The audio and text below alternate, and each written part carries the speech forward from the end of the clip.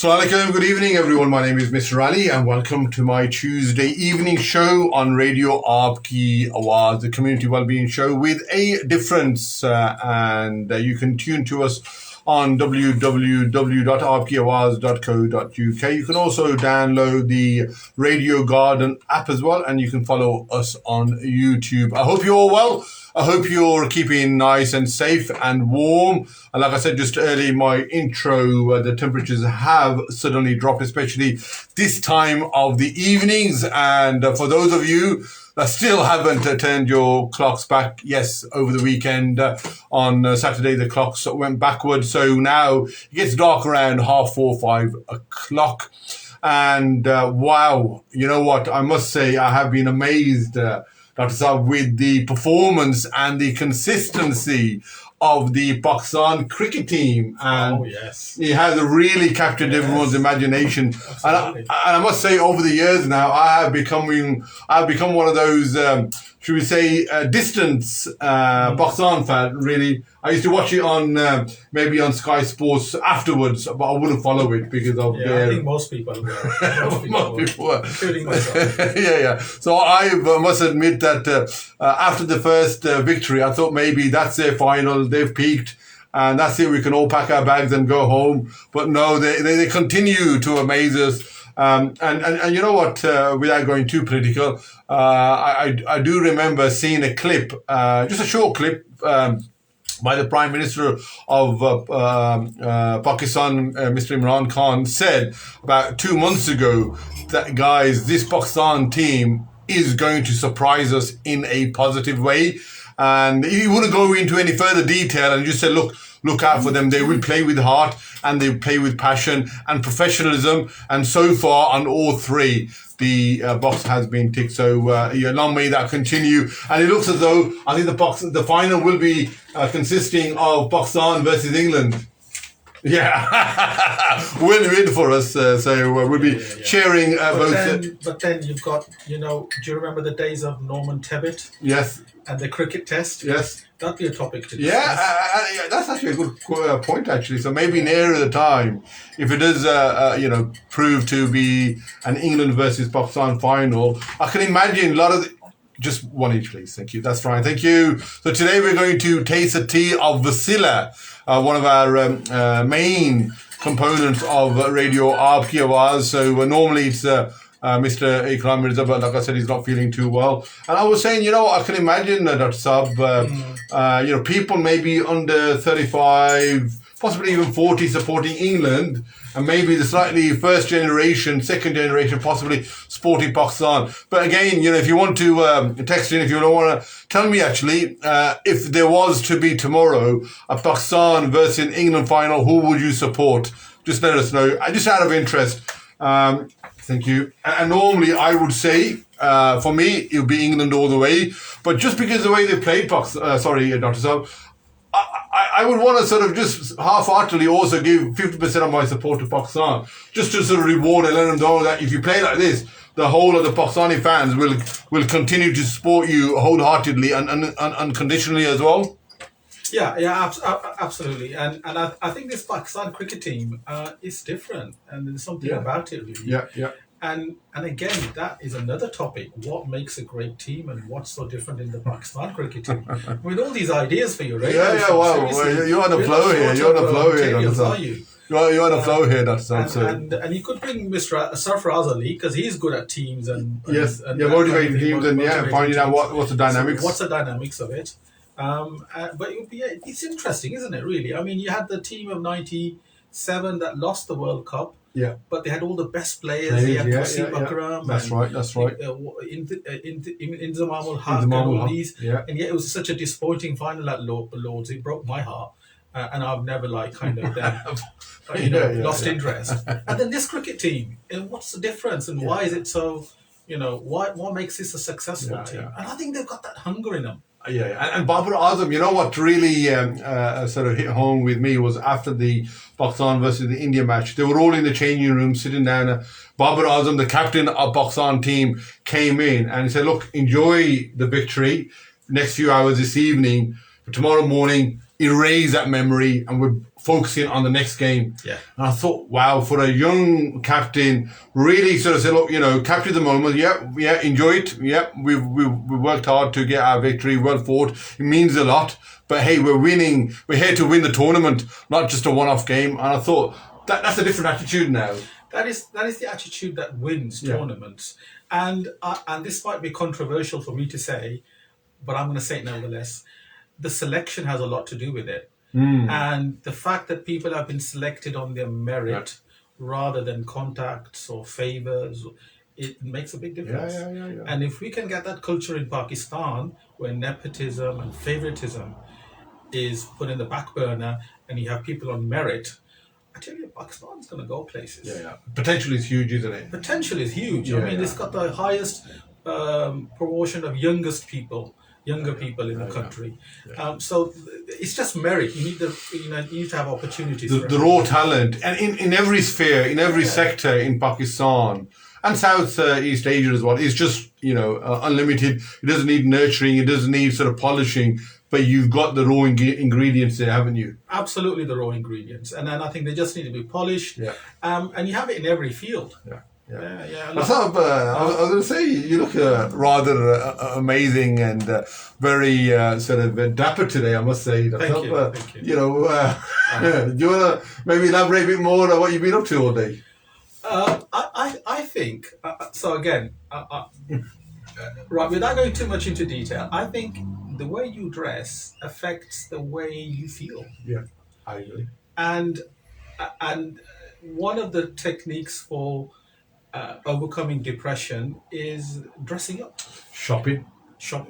People go shopping, don't they, when they're feeling... Shopping can have its downsides as well. Yeah, if you overspend. Yeah. But just dressing cleanly, nicely, new clothes, taking pride in yourself. Yeah. It goes a long way in making yourself feel better. How often have we commented that our parents or maybe our grandparents, depending on your age, when they came to this country, they didn't have two bobs to rub together, and they used to work in foundries, into factories, but in the evenings or certainly at weekends, the way they used to dress, I'm only going on by the photos rather than any memory, and obviously our late fathers were, immaculately dressed, and, something for us to aspire to, and one or two people within our social networks, when they say of the current generation, the way they're dressed with their jeans and their trousers halfway down their bottoms leaves a lot to be desired. But anyway, we're getting distracted. That's not the reason why we've invited Dr. Saab to our studio. But as always, I'd like to start off by the latest COVID dashboard figures here. Within Birmingham, there has been a decrease by 5% of COVID positive cases compared to the previous week. So we have 3,380 compared to 3,213. Surprisingly, Doctor, I might get your opinion on this. The postcode which has the highest number of cases at the moment is Sutton Coldfield. So a number of postcodes within Sutton Coldfield, so B73, 74, that sort of area has the highest number of cases, roughly about 600 per 100,000 population. And I was reading, I was sort of looking into some of the reasons why. One hypothesis that has been put forward is that when we had the first and the second wave of COVID, that community or that area was less affected, so they had less antibodies that were developed. Now we are obviously a higher elderly population. We are into that sort of winter flu season. They may be now suffering with the high cases. That's one potential area. So I don't know. I know you sort of practice around there. What are your thoughts? Why would Sutton Coldfield have the highest number compared to all the other postcodes in Birmingham? Yeah, a lot of factors. Yeah, I think personally, my own opinion is that in the first lockdown, those people were very good at staying in. Yeah. And therefore the spread of the virus was less. But now that they've had the first and the second booster, they're kind of mixing in more. Yeah. And therefore the cases are rising. And that's the thing with the boosters, because the boosters won't stop you getting COVID. You can still catch the different variants of COVID, But what it will do is it will stop you falling very ill and hospital admissions from COVID. Interesting. And that's what we Yeah. that's what we said during our previous program. Yes. The whole point of the vaccination is to stop or decrease the number of people that are very poorly affected by the virus. Yeah, no, that's fine. Thank you, Doctor. So, in terms of today's show, we are going to be discussing a number of topics. So, if you've got any questions, please get your comments in. So, we are going to be discussing the booster vaccine, as Doctor has alluded, in terms of who's eligible and should you be going for it and why. Then we are going to be talking also about a lot of young people. A lot of young people are sort of toing and froing, and I'm as a parent as well. My 15-year-old has been invited by his school to get his first dose. And I'm sort of one of those concerned parents that at that age shouldn't be. So again, we'll sort of put the question to Doctor as well, see what his thoughts are. And also, a lot of us are now traveling. Either we're getting a lot of family back from the Indian subcontinent, or we are now traveling to the Indian subcontinent to see our parents, to have a break, or maybe even for marriage purposes. So, people are now, in one way, it's a good thing, actually. We'll touch on that, because people are now, the ones that were maybe just lackadaisical or a bit skeptical about the vaccine, now that it is a requirement for you to travel, are actually taking it, where previously they were just thought, not for me. But anyway, we will touch that when we come to that topic. If you've got any further questions around the vaccine program as well, then do sort of let me know. In terms of where we are, so I have got the latest figures as well, in terms of the number of vaccines that have been dished out here within England. So we have, in terms of total doses, 87 million doses have been administered here within England. These are just England dashboard I'm going to share with you, which means that 4 out of 5 adults have now been vaccinated. So that's a great sort of success story, certainly for the government and also for the NHS professionals that are obviously have been working now wholeheartedly for 20 months now on the front line. And in terms of what that means, 40 million people have now been double vaccinated. So 40 million have had both vaccinated, which means roughly about 2/3 of the country now being double vaccinated. So the ones that are left now are people from the BAME community, which we will touch on to, the younger people, and those that still are real skeptic about the vaccine as well. So Dr. Imran, you're a GP here. We've had you now probably about fourth time now, I think, talking about sort of the vaccines and COVID. I mean, just sharing just on that vaccination sort of figures that I've just shared with you. 4 out of 5 adults. That's good going, isn't it? That's very good. That is absolutely amazing, and I think all credit goes to the health professionals. Both in secondary and primary care. Yeah. It's the pharmacists, the nurses, the healthcare assistants, the people transporting the virus, the GPs, the doctors who were helping out, and the people running the centres and the admin staff. And there was an enormous, well-coordinated approach in terms of delivering this vaccine. And there was a lot of effort put into, people were working on the weekends, people were working overtime. There was a lot of work going on in the background. Absolutely. With practice managers and administration coordinating these activities. So it's a tremendous effort. Going on forward from what you're saying, I mean, that's the figures I have, that 87% of people have had the first dose. Of the population of the UK, and the second dose 80%, which tallies in with what you're saying. About 15% of people have had boosters, but we'll come into that in a second. The Birmingham figures are slightly lower compared to the national figures. So in Birmingham, the number of people who've had the first dose is actually still 63.7%. So about 20% lower than where it should be. And this is again from the government COVID statistics, and then the second dose is 56%. Okay. So Birmingham is still faring lower compared to the national average. And that's something that, I think we're going to dig into as to why. Why could that be, and what are the reasons for that? And then, of course, in terms of the booster vaccinations, it's still a new thing, and it's taking place. So I'm sure the figure of 50% will increase. So the booster vaccine. So I know the approach. So we're in unprecedented chartered territory now. So initially, people were sort of thought, okay, 2 vaccines and we're done and dusted.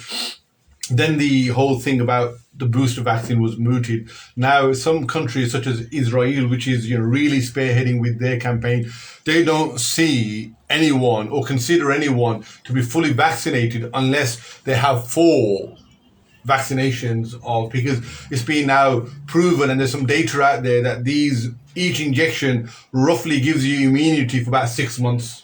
So, if you've had your second vaccine about 6 months ago and you're eligible based on maybe your medical condition, your vulnerability, your age, then you would have over the last month or so had a text message or would have had an invite from your GP to come and have your booster vaccine as well. So just tell us a bit more about the booster vaccine, because people are now saying, oh, look, this is a trial drug. They're making it as they go along.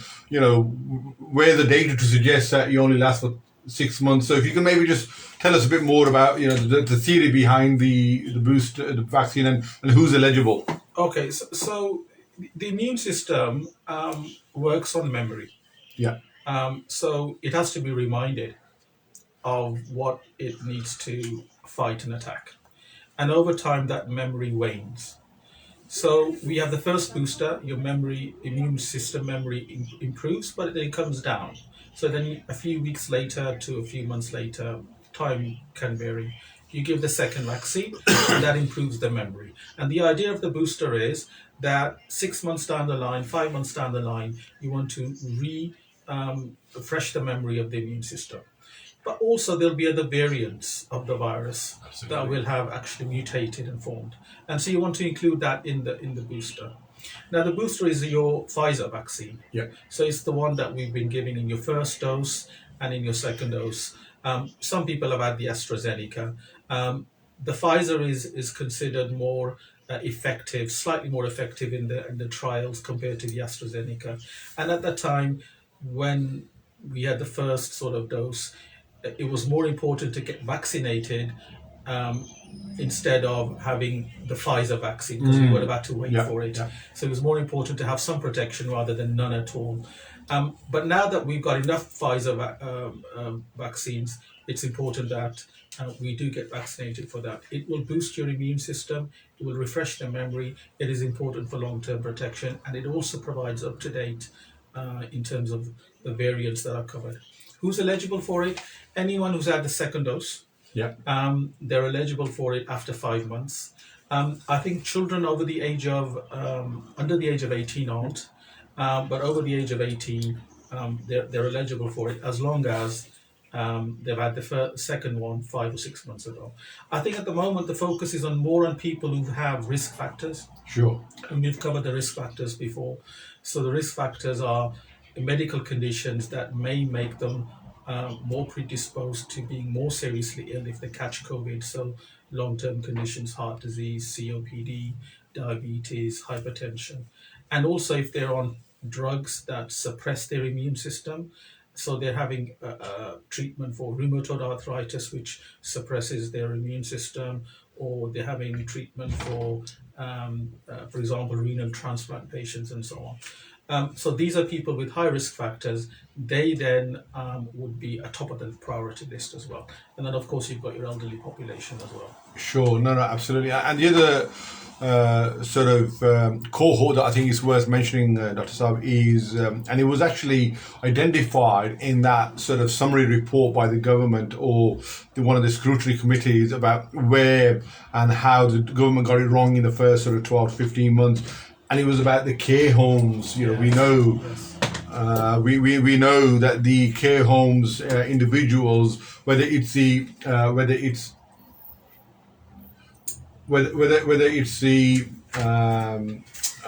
workers or whether it's the patients there, they are protected. They are vulnerable. They're more at high risk. and they were sort of the ones that, unfortunately, the PPE equipment, or whether it was the transition of the patients from secondary care to the care homes without a negative test. That's where I think a lot of mistakes were sort of happening. Hopefully, this time around, it is those sort of care homes that will be prioritised this time around as well. Indeed, that is the case, and that's what the PCNs and the primary care networks are gearing towards, ensuring that the care homes are in the first instance, the focus is on them getting immunised with the booster.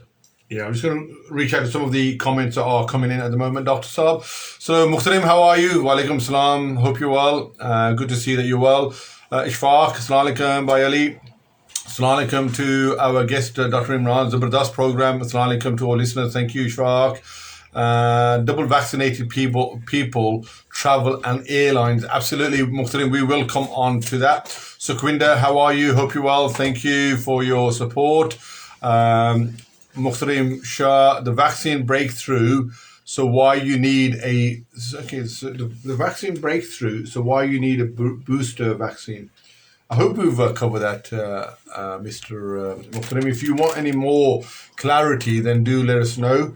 The variants, so what you mentioned, the variants are rapidly changing, so that makes sense, and because obviously there's a lot more variants, then hence why it is important for those clinically vulnerable group, anyone over 50, people in care homes, after 6 months, for them to have that booster vaccine as well. I hope that makes sense. And if you're not sure, go to your GP and get yourself clarified. Javed, how are you? Assalamu alaikum to Dr. Imran, Saab and Mr. Ali Saab, thank you. My question is, do you think that in the future there will be a booster vaccine which needs to be taken at regular intervals? Is there not a single vaccine that will protect you for life? I suppose it's like the flu vaccine, isn't it? We have an annual flu vaccine, don't we? Yeah. And I think that's an interesting question, and I can't really give you an honest answer to that at this moment in time. It depends on what variants we have coming forth. And the public health and various sort of bodies, including the Joint Committee for Vaccinations and Immunizations, may decide depending upon what the evidence is. I think anything we do, we have to base it upon evidence. That's right. Yeah, and if the evidence suggests that it is beneficial to have booster vaccinations for the future because the COVID virus is changing, and it is dangerous, then they will have booster vaccinations. And like an annual. Absolutely. And if anyone wants to dial in, the studio number is 0121 682 9735. And you can speak to Dr. Imran directly yourself as well. And someone just, Muhtarim, has come back and said, people with weak immune systems and with medical conditions are vulnerable. Thank you for clarifying that, Muhtarim. Your talent is just endless. Where do we start and where do we finish, Muhtarim? Moving on, so that's booster now. So I think we've covered that. If you've got any questions, please continue to put them in the chat or phone through. If we're now going to move on to the data that you shared, Dr. Imran, whereby you mentioned that roughly like 20-25% compared to nationally, here in Birmingham, we are sort of falling behind. And we're going to sort of just touch on, without going too deep, because we can easily do an hour just on this really. So we know we're close to 50% of the population within Birmingham now being from a BAME, so Black, Asian, minority, ethnic background. There's high levels of deprivation. There's also people with different health needs as well. There's all sorts of conditions. People are sort of living in overcrowded houses as well. Some of the reasons we've previously touched as to why the data may be lower. But I think it's worth sort of touching on that. So what do you sort of put that 20-25% lower uptake of vaccine, maybe even social media, the fake news that has been going out? I did read that, Dr. Sab, whereby, where some community centres or schools where young people were going to get themselves vaccinated, there were some protesters there trying to put them off. And that doesn't help, does it? Especially when young people are obviously umming and ahhing and sort of maybe looking more onto social media than they are maybe trusting of healthcare professionals. But I'm just going to give you a few minutes to sort of maybe share your thoughts. I think the jury's out on that in terms of what are the reasons for that happening. And it'd be interesting research to do to find out. It could be a combination of factors. Certainly, I think beliefs in terms of the virus, and conspiracy theories and are maybe part of the reason. But there also may be people who have genuine reservations about the Sure. virus, and they have a right to sort of question and say, well, is it safe? Is it something that we need to do? Um, and and you've got to respect that. I think people at the end of the day, have the ability to reason things out. Um, but I think they can only do that if they're given the full facts. And if the facts they're given are flawed, if the evidence they're given is flawed, then they will inevitably come to the wrong conclusion. Now, as health professionals, we've had an uphill battle against this because we have to go out there with clear messages, and people have to be seen to trust us. And most people do trust health professionals. Um, but I think that needs to be more, more sort of effective. But then you're also competing against social media and people who are, very effective in promoting their side of the message, which is with punchlines and so on. So it's very, people may find it boring listening to a doctor who talks about evidence and so on. But in fact, if you delve into it, it stacks up. Whereas someone with very punchy lines might actually be talking complete rubbish, but it sounds good, and then people don't know what to believe. So what I would say to people generally is, look, the vaccine is there for your benefit, and it has been tested. The trials have been done in parallel. That's why it's so quick, and it is safe. And yes, you will have the odd one in a million with a reaction. You do that anyway. I mean, if you had you could be struck by lightning. The issue is that for the vast majority of the people, it is a safe vaccine, and it does protect you. The other factors could be the fact that there's a lot of homelessness, so people having access to the vaccination, having the organization, the support to be able to go. There are people who are, have been in their homes and they are now have anxiety. They can't come out of the house because they get anxious, and so they may find it difficult. There are old people who don't have any support and get to be taken to centres to have the vaccine. So there's housebound patients where GPs have gone out and administered the district nurses and the community team has done that. And then and then you've got other factors in there as well. So it's an interesting question. It's something that is concerning that we probably do need to look at and see what are the reasons and how we can then increase that uptake. And it might be something that you may want to take up in another program with public health. Sure, no, absolutely. See what are the reasons for that. We have had Dr. Justin Varney. Yeah. We've had Dr. Justin Varney. Very knowledgeable and very sort of expert in that area. Yeah. And certainly something that he would be able to shed a bit more light on. No, most definitely. And as a COVID champion, Dr. Imran, one of the very few actually in B8, I think the strategy that really worked here well was when we had the healthcare professionals, when we had our elected representatives and our faith leaders on the same platform, using their respective sort of backgrounds and specialities to speak with one voice to encourage everyone to get vaccinated. That really paid dividends. And also when we had those mobile vaccination units where people could rock up without an appointment. There was no question about their immigration status. People could just come in, get themselves vaccinated and leave. And that, worked well because some people are a bit, not digital or IT savvy, are reliant on maybe their children to book their appointment, which is online, or for transport reasons. So there's a lot of sort of other barriers. That's right. Yeah, digital and there's so it's access to access. That's what it was. And you've got to look at all those factors and make it easy for people to be able to get the vaccine. Yeah, absolutely. Yeah. Moving on now, so we've sort of covered the booster cohort. We've now covered as to why Birmingham as a city is falling on average about 20-25% below national in terms of the COVID vaccine. And we mentioned about the high percentage of the BAME community, and as to why deprivation is also plays a high important part, and the fact that we suffer from a lot of comorbidity as well, diabetes, coronary heart disease, these sort of respiratory diseases as well, that may have an impact in people thinking, not sure about this. And now the other one that I'm going to really touch on to, which is a bit tricky.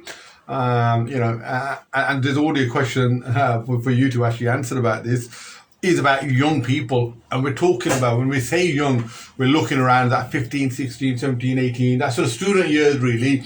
And previously, not that I've got any platform, I have been asked by people, maybe about 2-3 months ago, what would you suggest? And at that time I thought, anyone over 30, I would recommend it. But for young people, let's just wait and see. But now, as more and more evidence is coming through, it is recommended for even, I think is it 15 and above or 14 and above? I think one of the age range is above that. They should now have a vaccine, and schools are now obviously gaining consent and rolling that out as well. So before we even get to some of the questions, Dr. Saab, maybe if you could just share about the data for young people and what your thoughts about, young people or parents that are sort of umming and ahhing and wanting clarity as to what they should do. I think when the vaccine was initially trialed, the trial was done in people aged 18 and over. Yeah. So there's no data on people aged under 18. That in itself isn't too concerning, in my opinion, because the physiology of younger people doesn't really significantly change compared to the elderly people. But the other thing was that the disease didn't seem to affect younger people in the way it did elderly people. So they were prioritized in terms of the vaccinations. Now that we've had a very successful national rollout of the vaccination for those elderly people and over the age of 18, we come to the children, people between the age of 12 and 18. And what we have to look at is that these are the people who, when they catch COVID, they will get infected if they're not vaccinated, and they will then spread it to the other people, to the elders in the family. So on balance of probabilities, it would be a good idea to have these people vaccinated. A, it will protect them. Yeah. And secondly, it will protect other people around them. There was some concern, I think, previously about the AstraZeneca vaccine and the occurrence of clots in people under the age of 40. But there's been no concerns with the Pfizer vaccine for younger people. I think anyone over the age of 16 is eligible for the COVID vaccine, for the BioNTech, the Pfizer one. Anyone between 12 and 16, they can also have the vaccine. The schools will do it. They can ring up the COVID helpline and have it done as well. And I think my advice would be to have it done. That young person will be protected. They'll protect other people in their family. And there is no evidence that this virus is actually harmful to young people. But then at the end of the day, parents will still have reservations about their children. And it's a discussion that they can have with the health professionals. But we can safely say that, yes, it's something that is not going to harm the child, but something that they can have, and it should be safe. Yeah, just got some figures here as well. In terms of those that are under 18, at the moment, 1.5 million people in this country have been vaccinated. Those are aged between 18 to 24 years of age, 3.5 million. And those that are 25 to 29, 2.9 million. So the figures are relatively low, and I understand the point about, protect yourself for your own health, but more importantly, if you're living with elderly or medically compromised parents or grandparents, then maybe for their sake, you don't want to sort of pass anything on. Not that the COVID vaccine actually prevents you from catching it, but still the effects are much less severe. For example, I was reading or I was listening to the radio whereby I think it's right, 70% of all people that are in ICU now with COVID are the ones that weren't vaccinated. So it's a very high percentage.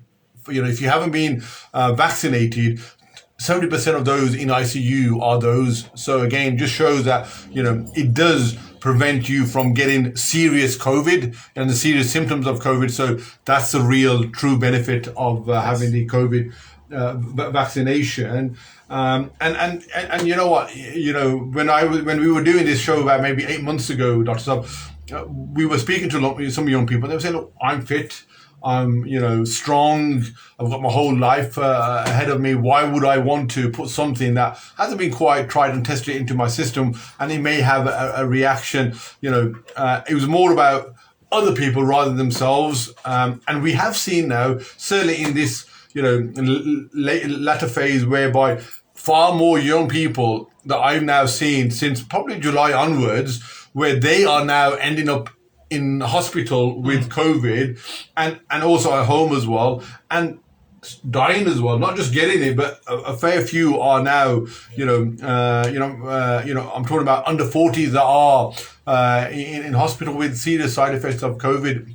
We've had a lot of messages come through to do dua prayers for so and so because they've got COVID, and we're thinking, wow, and you find out that some of these individuals haven't been vaccinated as well. So it's a tough one. I obviously have now, signed off the consent for my children, my eldest child to be vaccinated.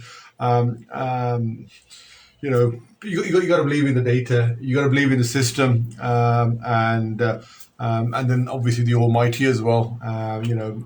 It's there, and if someone's ill, you take Shifa, you take the medication as you would for prevention and for the curing. So it's a difficult one. I understand. There's a couple of questions, Dr. Imran, and I suppose I'm going to be a bit cheeky. You can tell me to do one, really. I suppose, your son, the one who's at Warwick University, he's about 22, I would imagine. I don't know, has he been vaccinated? He's had both vaccinations. Oh, there you go. All the children have had both. So sometimes proof's in the pudding, you see, because sometimes we get accused of, the doctors are preaching to us, but they don't quite follow their own medicine. But as you can just heard it from the horses. I think he did it of his own accord. Oh, did you? Yeah. So did you have a discussion as far as? We had a very 2-minute discussion. It's very difficult to have discussion with a teenage son. It's usually like grunts, isn't it? Yeah. But he read the data himself. Oh wow. So and he then came to the conclusion, yeah, it is safe to have this. So I would encourage young people to find out the information for themselves, and it doesn't mean going to Donald Trump's site or it's going to a reputable, verified medical website, which will give you the data. Thank you, Dr. I'm just going to read out some questions and comments. Young children under 16 will soon start getting vaccinations. What are the Dr. Saab's thoughts on this? Will they need 2 vaccines and booster vaccines in the future? How many vaccines will we need throughout our lifetime? So I think the lifetime one will leave, but I think for children, is it just the one? Just the one at the moment. Just the one for children. And another one here. Is it safe to have the flu jab and the booster vaccine at the same time, or should it be spread out over a couple of weeks? I think you could have it on the same day, but it might be a bit too much because you'll feel the effects of the booster the following day, and then you'll also have the flu jab as well. So it'd be good to space them out. I think it's worth sort of clarifying, Doctor, when we say booster, it's not a high-powered sort of a separate vaccine. It's basically same vaccine but third time. Is that right? Yeah, it's effectively the same vaccine with the variants in. Third time round. The vaccine is the same each time. Yeah, but all you're doing is you're giving your immune system a bit of a nudge, a bit of a reminder. Look, come on, can you remember me? And if the immune system has a tendency to forget, so that's why it's very good at fighting off colds, because it's had colds so many times in its life.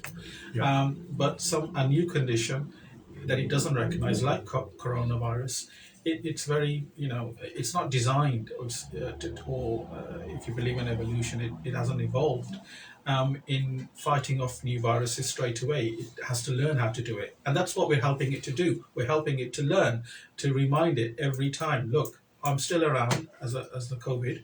And then the immune system says, oh yeah, I recognize you.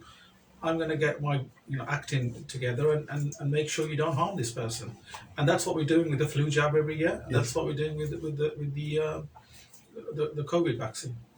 I hope that satisfies and sort of gives you a bit more clarity as to if you've got sons, daughters, or if you're a young person yourself listening to this show, as to what you ought to do. And as Dr. Saab said, it's one thing, maybe as individuals, being concerned, but take a proactive approach.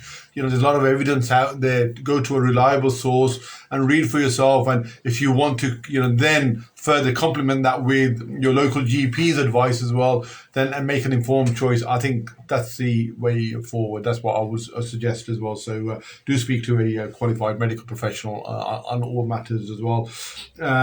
We've got about 10 minutes left.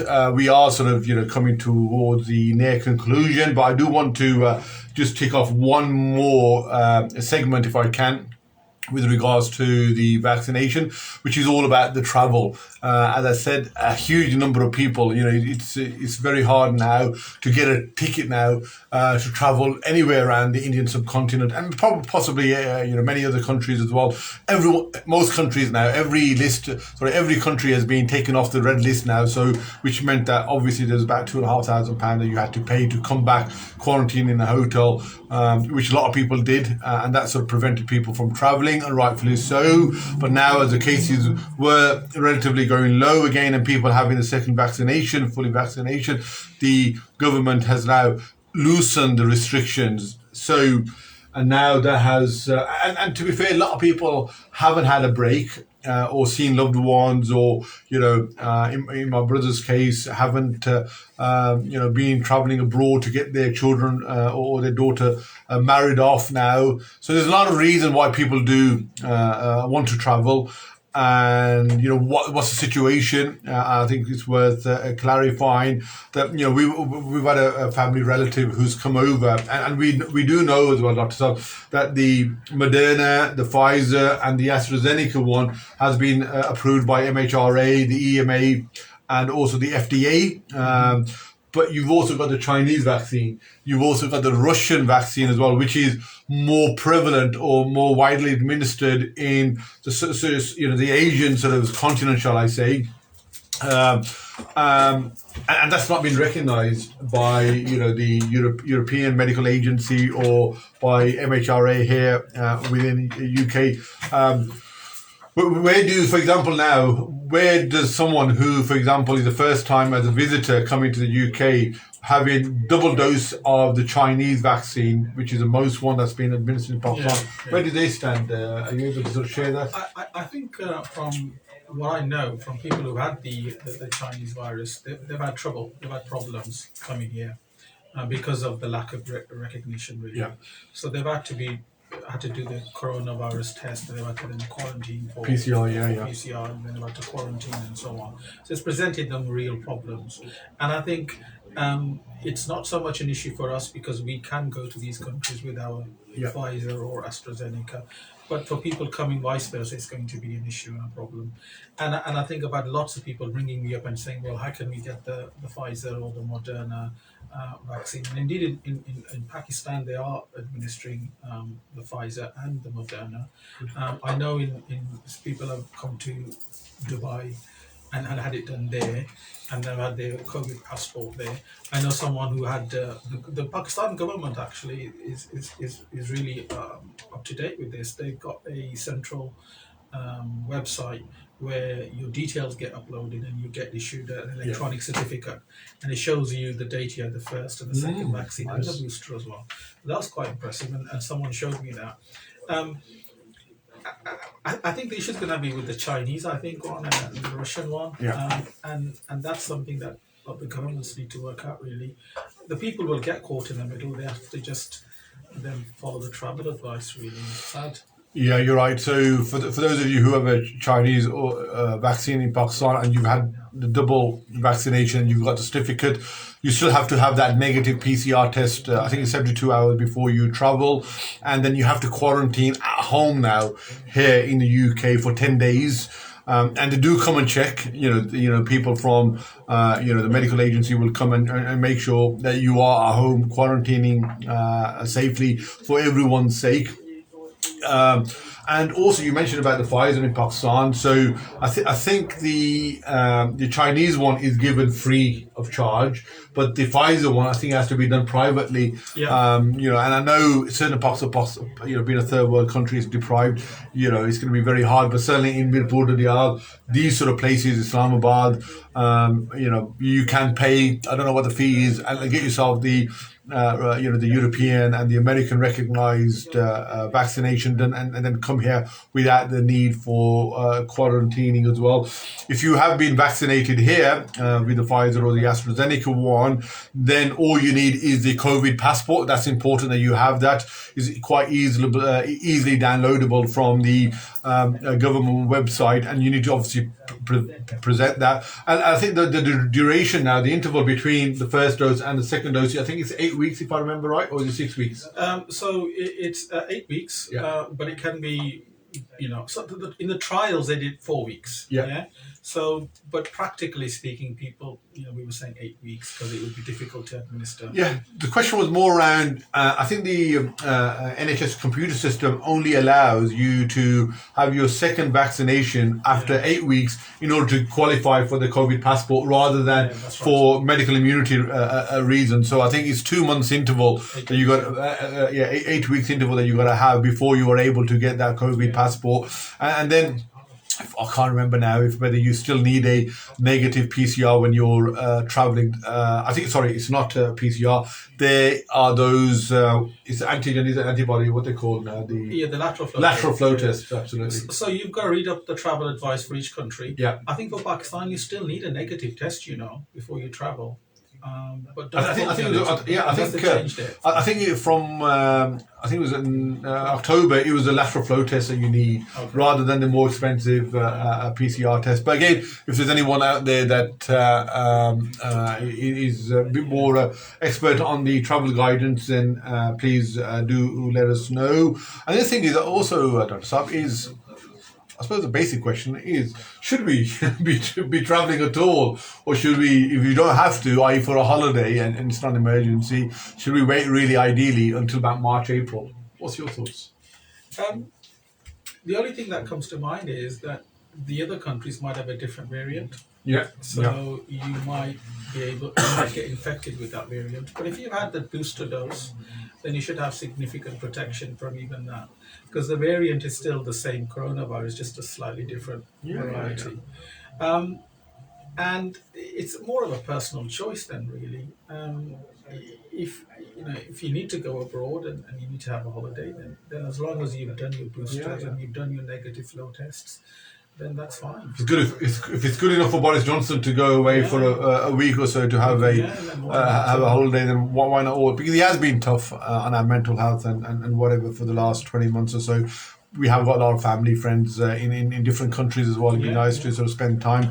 Some of them are elderly parents and grandparents, so it is understandable as well. So why do people sort of travel abroad as well? So if you've got any sort of questions and comments around that, then please do let us know. But at the same time, trying to get a ticket to Pakistan now, so one, it's not possible really without paying big bucks, and just shows the demand as well. And in one way, Dr. I think it's had a positive effect because there's a real, I would say, a cohort of individuals that wouldn't tell you that they haven't been vaccinated, just went along with it. But all of a sudden now that it's a requirement to travel, they're now trying to get their skates on to get themselves vaccinated just so they're able to travel. So it's had a bit of a perverse effect, really. Positive effect. And it's sad, really, in one sense, that we've had to come to this in order to force people or make people realize that it's in their benefit to have a vaccination. It says. I mean, I don't know what else to say. Really. I don't want to sound controversial. No. Like that, But traveling is a high risky business in times of COVID because on the airplane it's so easy to pass it on to other passengers. So it's important that they're all vaccinated and they all have maximum protection. And certainly in the early stages of COVID, a number of people that were talking about, we got COVID whilst we were traveling, whether it's at the airport or on the plane. Because before that, we were socially distancing. We had a sort of maybe our masks on, everything, but there we were packed like sardines in a tin can, and that's where I've got it from. So But talking about the airline fares, and again we're kind of going off topic, but it seems to be the perfect storm, doesn't it? Because oil prices have gone up, so fuel prices have gone up. I think airports are charging more fees. Airlines haven't been flying for like 12 months. they want to rake it in. So they want to they've got costs to cover. And then obviously with Pakistan, you're limited in terms of PIA flights. So that's going to restrict your supply, and thereby demand's going to go up as a result. Absolutely. And so it's the perfect recipe really for high fares. And the difficulty here is that those families who are struggling, just getting by, who want their children to visit their grandparents or their relatives, they're the ones who are really going to sort of find it difficult. Well And I said. think this is where the government of Pakistan really should do something about this, should look to sort of regulate the airlines properly, focus their attention on it, making sure that their pilots are properly qualified, the aeroplanes are safe. I'm going off on a tangent here, but this is something I feel strongly about, and this is something that the government of Pakistan should focus on really. Thank you, Doctor. We've just come towards the end of the show. Just going to read some of the comments. Airlines, make sure you are double vaccinated. COVID is a common cold virus and become the SARS virus too. Okay. When will herd immunity be in the UK? And thank you so much to Dr. Saab for giving up your valuable time to appear on this program. We salute you and so proud of you. Allah Pak bless you today and always. Ameen. MashaAllah. Great sentiments there by Brother Javed. Fantastic show by Ali. Zabardast program. It is always a pleasure to hear Dr. Saab. Wow, a bit of a fan club here. So our resident GP, Dr. Imran, thank you so much for coming in and sharing your wisdom really and your medical expertise with our listeners and our viewers. And as always, on my show, when I have someone from the medical professional here, is that, for the last 22 months, they have put their own lives at risk. They have been working non-stop and they have saved umpteen lives as well. So as always, I know, it hasn't been, appreciated and valued by the government and by Boris Johnson, but rest assured, the wider public, the viewers, the listeners, everyone else out there, they value the service and what you've done in order to protect the country as a whole as well. So, whether it's 1%, 2%, if it was up to the public, they would give you an inflation busting 10%, 12%, 15% pay rise just because of the fantastic work that you have done over the last 20 months or so. I'm sure I'm echoing all your words and your sentiments as well. Until next week, as always, thank you, Dr. Saab, for coming. Thank you for having me. Thank you. Guys, take care. God bless and look after yourselves. Until next week, you take care. Allah Hafiz. Take care, guys. Wrap up warm, everyone. The temperatures are dropping.